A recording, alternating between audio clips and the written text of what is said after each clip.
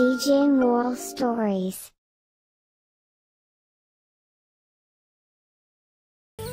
ఈ కథ పేదవాడి పులుసు కొట్టి యొక్క గ్రీన్ పరోటాని అమ్మే పేద బాలు ఒక కథ.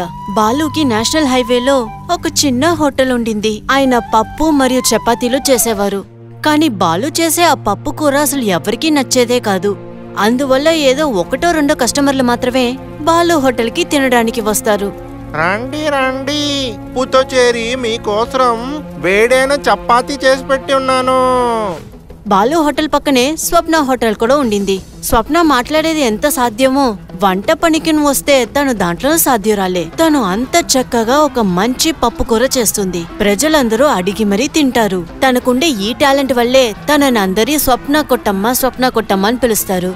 స్వప్న హోటల్లో ఎప్పుడు చూడు జనాలు నిండే ఉంటారు. ఏమండి శోభన స్వీట్ కారమ్మా, తొందరగా భోజనం పెట్టండి.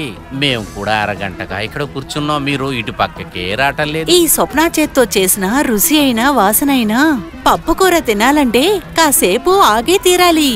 సరేలేండి, మీరే చెప్పినప్పుడు మేము వెయిట్ చేస్తాం. భలే అండి, అదే నాకు కావాలి. అప్పుడే స్వప్న చూపు బాలు హోటల్ పైన పడింది. బాలు కస్టమర్లని అరిచరిచి పిలవడం చూసి ఆయన్ని ఈగతలు చేయడం మొదలుపెట్టింది. ఏంటి వంట అయిన బాలు, ఏం జరిగిందని ఇప్పుడు ఇలా గొంతు చించుకొని అరుస్తున్నారు మీరు? అక్కడ మీకు సరిగ్గా వ్యాపారం జరగలేదనా? ఇలా వచ్చి కాస్త వెయిటర్ పని చూడొచ్చు కదా. కావాలంటే ఈ స్వప్న మీకు కాస్త డబ్బులు ఎక్కువగానే జీతంగా ఇస్తుందిలే. స్వప్న ఒక పొగరుతనం చూసి బాలుకి చాలా కోపం వచ్చింది. ఇంకాయన స్వప్నకి ఈ విధంగా చెప్పారు. చాలా పొగరు చూపిస్తున్నావు స్వప్న. ఇక్కడ నేను చాలా సంతోషంలో పొంగి పొర్లుతున్నాను కదా, నేనెందుకు పొగరు చూపించకూడదు? మూత చూడు, మాటలు చూడు, గొప్ప చెప్పొచ్చళ్లే. ఒక సాయంత్రం బాలు ఇంటికొచ్చారు. అక్కడ చూస్తే ఆయన కూతురు అను జ్వరంలో వణికిపోయింది. ఆయన పరిస్థితి చూసి బాలుకి చాలా కష్టమైపోయింది. ఇంకా తను తన భార్య పైన కోపం వచ్చి ఏం చెప్పారంటే, ఏం రాధిక ఇది? బిడ్డ జ్వరంలో కష్టపడుతుంది, నువ్వు దానికి మందు కూడా ఇవ్వకుండా ఏం చేస్తున్నావు? ఇంట్లో డబ్బులుంటేనే కదా నేను తనకి మందులు కొనివ్వగలను. ఇంట్లో ఉన్నదంతా తీసుకెళ్తున్నారు గాని మీరు సంపాదించి ఏమి తీసుకురావడం లేదు. రాధిక చెప్పిన మాట విని బాలు చాలా బాధపడ్డారు. ఆయన బాధగా ఇలా చెప్పారు. మరి ఒక రోజు నేను వంట చేస్తున్నాను రాధిక. నేటికన్నా కస్టమర్స్ వచ్చి తింటారు, నేను వెయిట్ చేస్తాను. కానీ కస్టమర్స్ ఎవ్వరూ రానంటారు, చేసిందంతా వేస్ట్ అవుతుంది. మరి ఇప్పుడు ఏం చెయ్యాలండి? తనని జ్వరంతో ఇలా ఎలా వదిలేస్తామండి? ఎవరి దగ్గర పైసలు తీసుకునే మనం వైద్యం చెయ్యాలి. నువ్వే పోయి పైసలు తెస్తావా? బాలు చెప్పిన వల్ల రాధిక వాళ్ళ వదిన సుమతి దగ్గర డబ్బులు అప్పుకు అడిగింది. కాని ఆవిడ అప్పుకి డబ్బులు ఇవ్వకుండా తనకి కూర్చుని అడ్వైస్ చేయడం మొదలుపెట్టింది. మీ ఆయన పెద్ద గొప్పగా పెద్ద హోటలే తెరిచాడు, కాని కన్న కొడుకుకి ఒంట్లో బాగుపోతే మందు కొనివ్వలేడు. సంపాదిస్తుంది ఏం చేస్తున్నాడు? అక్క, ఈ మధ్య ఆయనకి వ్యాపారం అంతంత మాత్రమే ఉంది. అలా అయితే ఆ వ్యాపారాన్ని వదిలేసి ఎక్కడికన్నా వెళ్లి పని చేసుకోవచ్చుగా.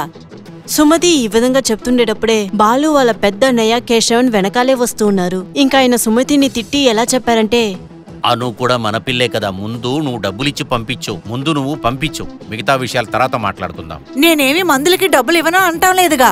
నేను తనకు కాస్తకి వివరంగా చెప్తున్నాను. సుమతి చెప్పింది వినిన తర్వాత రాధికకి చాలా కోపం వచ్చింది. తన పరిస్థితి వల్ల అసలు నోరు తెరవలేకపోయింది. ఇంకా వెళ్లి ఈశ్వరుణ్ణి పూజించింది. ఈశ్వరా, అందరికీ ఇస్తున్నట్టు మా మీద కూడా దయ చూపించు. ఆయన వ్యాపారం సవ్యంగా జరిగేలాగా చేయవయ్యా. రోజులు గడుస్తూనే ఉండింది. ఒక్కరోజు ఒక మునీశ్వరు బాలు కొట్టికి తినడానికి వచ్చారు. బాలు ఆ మునీశ్వరుడికి మర్యాద ఇచ్చి కూర్చోమని చెప్పి ఏం చెప్పారంటే, అయ్యా దేవుడా, మీరు చెప్తే నేను మీకు కొంచెం అన్నం పెట్టేదా? నువ్వు భోజనం పెడతాను నానంటే అది వద్దనటానికి నేనెవరు నాయనా? ధారాళంగా తీసుకురా నాన్న. ఆ తర్వాత బాలు ఆ మునీశ్వరుడికి భోజనం వడ్డించారు. ఇంకా మునీశ్వరుడు తింటూనే అప్పుడు ఏం చెప్పారంటే, పప్పు చపాతీ నువ్వు చాలా బాగా చేశావురా నాయనా, చాలా అద్భుతంగా ఉంది. అయ్యా, ఇది చాలా బాగుందా? మీరు చెప్పండి. నాలాంటి ఒక సాధుకి నువ్వు నీ చేత్తో పాత సద్దండం పెట్టినా అది బాగానే ఉంటుంది నాయనా. ఆ మునీశ్వరుడు చెప్పింది బాలుకి బాగా అర్థమైంది. అంటే ఆయన చేసిన పప్పు కూర మునీశ్వరుడికి అసలు నచ్చలేదని. అందువల్ల బాలు మునీశ్వరుడి దగ్గర జరిగిన నిజమంతా చెప్పారు. ఆ మునీశ్వరుడు బాలు చెప్పిందంతా విని తన బ్యాగ్ లోంచి ఒక బాక్స్ తీశారు. ఆ తర్వాత ఆ బాక్స్ ని బాలు చేతికిచ్చి ఇలా చెప్పారు. బాబు, నువ్వు రోజూ చేస్తున్న ఆ పప్పు వంటలో ఈ డబ్బాలో ఉన్న ఒక చిన్న వస్తువుని నువ్వు తీసి దాంట్లో వెయ్యి. అయినా గుర్తుపెట్టుకో, ఒకే ఒక చిటికిడే వెయ్యాలి. అట చేస్తే ఏమవుతుందయ్యా? నువ్వు వేసే ఆ చిటికుడు వస్తువు వలన నీ పప్పు చాలా రుచిగా మారిపోతుంది. ప్రజలు నిన్ను వెతుక్కుంటూ వస్తారు బాబు. కానీ నువ్వు వంట వండేటప్పుడు నీ మనసుని ప్రశాంతంగా ఉంచుకో. ఆ పరమశివుణ్ణి మనసులో తలుచుకో. ఇంకేం స్వామి? ఈ ప్రజలకి ఏమి నచ్చుతుందో అది కొత్తగా చెయ్యటానికి నువ్వే నేర్చుకోవాలి. ఈ విధంగా నువ్వు చేసుకుంటూ వస్తే నీకు విజయం అనేది ఖచ్చితంగా దొరుకుతుంది బాబు. ఆ రోజు నుంచి బాలు ఆ మునీశ్వరుడు చెప్పిన దారిలోనే నడవడం మొదలుపెట్టారు. ఆయన పప్పు కూర చేసేటప్పుడు నిశ్శబ్దంగా ఉంటారు, ఈశ్వరుడిని పూజిస్తారు. ఇంకా మునీశ్వరుడు ఇచ్చిన డబ్బాల నుంచి ఒక చిటిక తెల్ల పౌడర్ తీసి పప్పు కూరలో కలిపారు. అది వేసిన తర్వాత వాళ్ళ పప్పు కూర అంత రుచిగా మారింది. ప్రజలందరూ చాలా ఇష్టపడి తిన్నారు. ఇంతకు ముందు స్వప్న కొట్టు దగ్గర ఎంతమంది మనుషులుండేవారో ఇప్పుడు మెల్లమెల్లగా బాలు హోటల్ కి ఎక్కువ కస్టమర్స్ రావడం మొదలు పెట్టారు. ఇది చూశాక బాలు చాలా సంతోషపడ్డారు. ఒకసారి ఆ మునీశ్వరుని తలుచుకుని ఏం చెప్పారంటే, నేను చేసిన ఈ పప్పన్నంని అందరూ ఇష్టపడి తింటున్నారు. దీనికి కారణమే ఆ స్వామీజీదా. నేను అతనుకు నా ధన్యవాదాలు చెప్పాలి.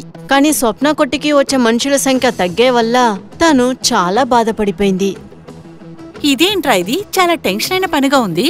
మన కస్టమర్లంతా ఆ బాలు చేసే పప్పుకి రుసుమరిగిపోయారు. ఇంతకు మించి మనం ఈ విషయాన్ని ఇలా వదిలిపెట్టకూడదు. ఒకరోజు బాలు కాయగూరలు కొనడానికి కొట్టికెళ్లారు. ఆ చోట్లో తన కళ్ళు పాలకూర మీద పడింది. పాలకూరని చూసిన వెంటనే బాలుకి ఆ మునీశ్వరుడు చెప్పింది గుర్తొచ్చింది. రోజు ప్రజలకి రుచికరమైన భోజనాన్ని నువ్వు పెడితేనే బాబు నీ జీవితంలోనూ నీ వ్యాపారంలోనూ నువ్వు గెలవగలవు. అది నీ మనసులో మర్చిపోకుండా గుర్తుపెట్టుకో, సరేనా? మునీశ్వరుడు చెప్పిన విషయాలు గుర్తొచ్చాక బాలుకి ఒక కొత్త ఐడియా వచ్చింది. నేను ఈ కూరాకుని పిండిలో చేర్చి కలిపి దాని పరోటాగా చేసి ప్రజలకి ఇస్తే ఖచ్చితంగా వాళ్ళకి నచ్చుతాది అనుకుంటా. స్వామీజీ చెప్పినట్టుగా చేస్తాను. మనసులో ఇలాంటి ఒక ఆలోచన వచ్చినప్పుడు బాలు గ్రీన్ పరోటా చేద్దామని డిసైడ్ అయ్యారు. ఇంకా మర్నాడే తన కొట్టి గుమ్మం ముందు ఒక కొత్త బోర్డుని పెట్టారు. దాంట్లో ఏం రాసున్నదంటే, అంటే పప్పు కూరతో కలిపి గ్రీన్ పరోటాని కేవలం 50 రూపాయలకి తినండి. బాలు యొక్క ఈ ఐడియా చాలా బాగుండింది. పప్పు కూరతో చేసిన గ్రీన్ పరోటా అక్కడికి వచ్చిన వాళ్ళందరికీ నచ్చింది. ఆ పరోటాలు తినడానికి బాలు ఒక కొట్లో చాలా మంది జనాలు వస్తున్నారు. ఈ పప్పు అన్నంతో చేర్చి పాలక్ పరోటాతో ఇస్తే నా వ్యాపారం ఎక్కడో పోతుంది. మెల్లమెల్లగా బాలు యొక్క పప్పు కూర ఇంకా గ్రీన్ పరోటా అన్ని చోట్ల ఫేమస్ అయ్యింది. ఇంకా బాలు ఒక చిన్న కొట్టు ఒక అద్భుతమైన పెద్ద రెస్టారెంట్ గా మారింది. అక్కడ స్వప్న కొట్లో అసలు మనుషులే రాకుండా ఖాళీగా ఉండింది. కస్టమర్స్ రావడమే మానేశారు. అది తెలిసిన స్వప్నకి బాలు పైన పగ పెరిగింది. ఇంకా తను తన అన్నయ్య నందుని కలవడానికి వెళ్ళింది. ఆ బాలు వ్యాపారంలో ఎదుగుతూ ఉండడం నేను చూస్తూ ఉండలేనన్నయ్య. ఏదో ఒకటి చెయ్యి, కానీ వాడి రెస్టారెంట్ మూతపడాలి అంతే. అమ్మా చెల్లెలు, నేను నీకు ఉన్నాను. వాడేమి పెద్ద రెస్టారెంట్ పెట్టాడు. నేను ఆ రెస్టారెంట్కి తాళం వేస్తాను చూడు, తర్వాత నువ్వు తెలుసుకుంటావు. నందు ఇలాగా మాట్లాడుతూనే ఉన్నారు. ఈ లోపల వాళ్ళ బాణీస రంగా అక్కడికొచ్చారు. ఇంకా ఆయన దగ్గర మునీశ్వరుడు ఇచ్చిన మాయ మసాలా డబ్బా గురించి తనకి చెప్పారు. ఆ మాయ మసాలా డబ్బా గురించి వినిన వెంటనే స్వప్న చాలా ఆశ్చర్యపోయింది.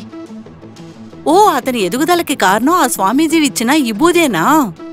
ఇప్పుడు నాకు వెంటనే ఆ ఇబూదే కావాలి. ఇది వినిన వెంటనే స్వప్న మరియు వాళ్ళ అన్నయ్య ఇంకా బానిసలతో కలిసి బాలుని కలవడానికి వెళ్ళింది. ఇంకా ఆయన దగ్గర నుంచి ఆ మాయ మసాలా డబ్బాని తీసుకోవడానికి ప్రయత్నించింది. ఇలా చూడయ్యా బాలు, నువ్వు మర్యాదగా బతికి ఉండాలనుకున్నావనుకో, ఆ స్వామీజీ ఇచ్చిన డబ్బాని ఇలా ఇచ్చేయి. నే సచ్చినా సరే అది మీకు ఇవ్వను. అలాగైతే చావటానికి తయారుగా ఉండు. అరే బాబో, వీణ్ణి తీసి బండిలో వేయండ్రా. నందు చెప్పిన వెంటనే నందు ఒక రౌడీ మనుషులు బాలుని చేరేటప్పుడు మునీశ్వరుడు ఆ చోటికొచ్చారు. ఈ విధంగా బాలుకి చెప్పారు. ఆ డబ్బానే కదా అడుగుతున్నారు, అది ఇచ్చే బాబు. అందులో ఏమీ అద్భుతమైనది లేదు. నేను ఇచ్చింది ఉత్తి సాధారణమైన ఉప్పే. ఇది విన్నాక అందరూ చాలా ఆశ్చర్యపడ్డారు. అప్పుడు బాలు ఏం చెప్పారంటే, స్వామి మీరేం చెప్తున్నారు? నేను చెప్పేది నిజమే నాయనా. నేను ఆ సాధారణమైన ఉప్పుని అద్భుతమైన ఉప్పు అని చెప్పి నీకు ఎందుకిచ్చానో తెలుసా? నువ్వు చేసే ఈ పనిని నువ్వు ఇష్టపడి చెయ్యాలనే అందుకే ఇచ్చా. ఎందుకంటే నీ మనసుని నువ్వు దృఢంగా పెట్టుకోలేదు. అందువలనే నువ్వు వంటని సరిగ్గా చెయ్యలేకపోతున్నావు. అప్పుడెలా ఈ అన్నం అంతా ఇంత టేస్ట్ అయింది? అది వినిన వెంటనే మునీశ్వరుడు నవ్వుతూ ఈ విధంగా చెప్పారు. బాబు, నువ్వు తర్వాత చాలా నిదానంగా ఆ ఈశ్వరుడి మీద ఉన్న భక్తితో మనస్తృప్తిగా నువ్వు వంటని వండావు. నువ్వు దాంట్లో వేసిన వస్తువులన్నీ కరెక్ట్గా వేశావు. అందువలనే ఆ భోజనమంతా చాలా రుచిగా, చాలా అద్భుతంగా వచ్చింది. ఇలా చెప్పేసి ఆ మునీశ్వరుడు స్వప్నాన్ని చూసి తన దగ్గరికి వెళ్ళాడు. అసూయ, ద్వేషం, ఇష్టం లేనితనం, తర్వాత వేరే వాళ్ళకి నష్టం ఏర్పడాలనే మనసు నీ మనసులోంచి ఇసిరి పడేసి నువ్వు కష్టపడి పని చేశావంటే నువ్వు చేసే ఈ వ్యాపారం చాలా ముందుకొస్తుంది. స్వప్న మునీశ్వరుడు చెప్పిన మాటల్లో ఉన్న మాయను అర్థం చేసుకుంది.